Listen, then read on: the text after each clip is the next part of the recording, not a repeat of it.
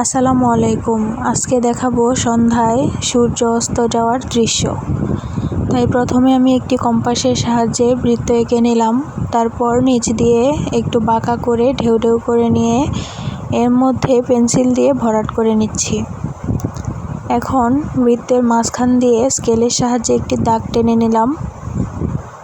তারপর একটি বোতলের ক্যাপ দিয়ে সূর্য এঁকে নিচ্ছি।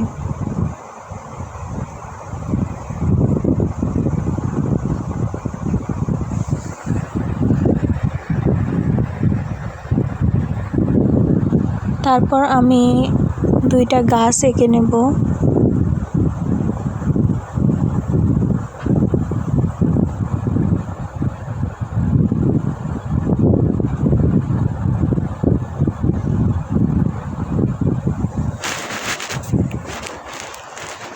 গাছের পাতাগুলোও একে একে দিয়ে নিচ্ছি।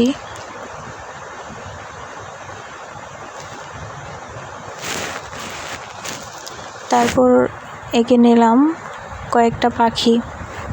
এই তো হয়ে গেল সন্ধ্যায় সূর্য অস্ত যাওয়ার দৃশ্য।